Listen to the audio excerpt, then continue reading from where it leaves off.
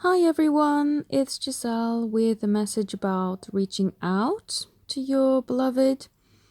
I get asked this quite a lot. People who are not in current contact find it very difficult to figure out, should I reach out or shouldn't I reach out? Now, there are no set rules. There's no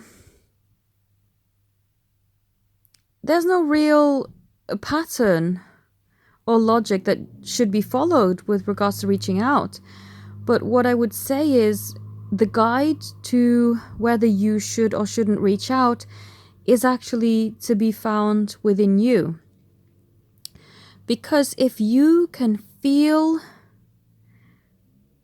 the current energy state that you're in, that's the best guidance system that you can use to find out whether you should or should not reach out. What a lot of people tend to do, and which can be quite a helpful tool, is when they're unsure about reaching out on the physical, they either keep a notebook or letters that they write their feelings or messages into. I've actually done this myself when I wasn't in active communication myself, because it was a helpful tool to help me to express myself, to energetically release feelings or things I wanted to say. But, it was in order to help me as well as let them receive these things I wanted to express on an energetic level. But when it comes to physically reaching out, I know that some people, when they're trying to help you to manifest things, say, by all means, never ever reach out. I wouldn't say never reach out, because it all depends on how you're feeling and what you're broadcasting and what your expectations are. So the first thing I would do is check in how you're feeling. Are you predominantly having fear-based thoughts about them? Or are you feeling good about your connection? When you imagine their response to you, are you imagining a positive response? Are you imagining a negative response, or no response at all? And when you are leading up to the reaching out part, how are you feeling within yourself? Are you anxious? Are you calm? Are you happy? Are you excited? You have to consider all of these things. And not only for yourself and what your expectations are, but also because they can feel the energy coming from you when they receive your message, or even without you reaching out properly and just you thinking about them, they can receive the energies that you are sending out, and they can pick that up whether they are consciously aware of it or not. A lot of my clients are actually not consciously aware that when they feel they have a scattered energy within themselves, when they're feeling sad and brokenhearted, and they're like, that's not my usual energy, what is going on? It's usually that they're picking up on their beloved's feelings. So it works both ways. So what you want to consider is, prior to sending the message, in the moments leading up to it, or maybe the hours, maybe you need hours to contemplate this, who knows? How is your energy? Is it calm? Is it happy? Is it excited? Is it anxious? Is it sad? Is it dreadful? Is it scared? You have to keep that into consideration. If it's all positive and you're feeling good, and you're feeling that no matter the outcome, no matter what happens, you are going to be good, you're going to be solid, you're not going to be wavering and falling into a hole of despair if they don't reach out to you that day. You have to consider that. How am I feeling in the moments leading up to me taking action?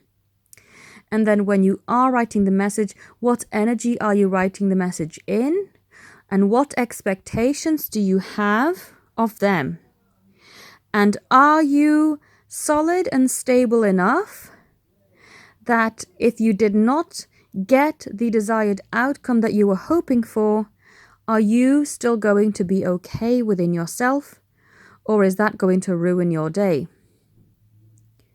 And if you consider these 3 points, if you feel good and you're like, nah, I just want to send this because I just want them to know that, I don't know, for instance, just tell them I love them or tell them that I'm thinking of them. And that's all I want. I want nothing from them. I don't need anything from them. I'm just happy to tell them this because I want them to know this. But that's all. I don't have any motivation, any hidden agendas or anything underlying that is prompting me to do this. And that's the best energy to be in to send your message.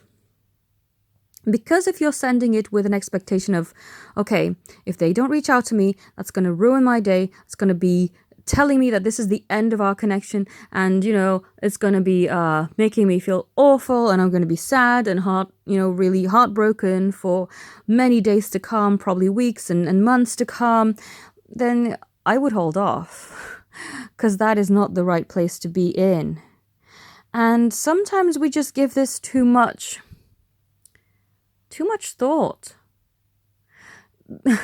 This is actually reminding me of, I was listening to an Abraham Hicks quote a few days ago when they said, it's because we care so much that this is such a big deal, because if someone called you up and said to you, hello, you don't know me, but I'm just calling to tell you that I'm never going to call you ever again, then you would just respond with, okay, well, thanks for letting me know, and goodbye.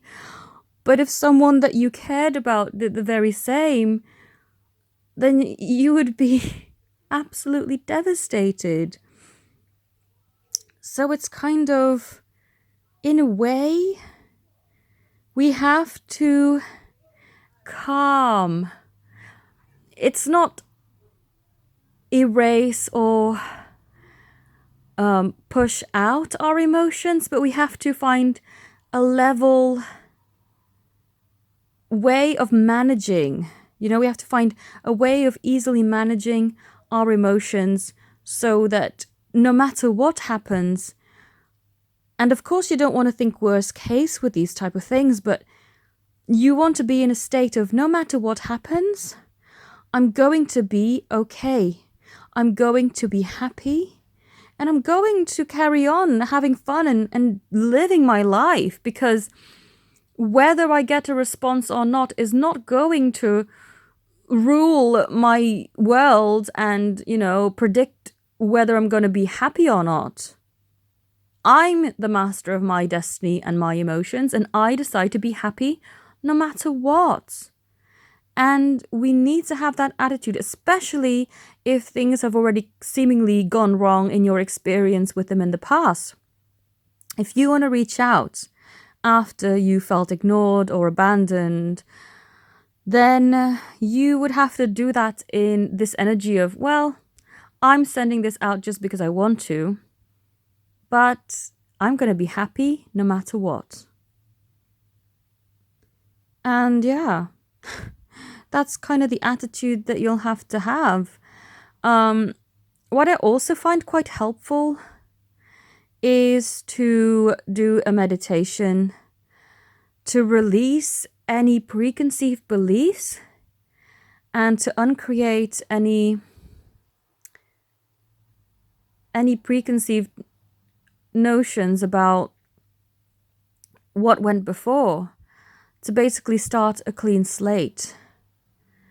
And that will allow for much more fluid and easy communication.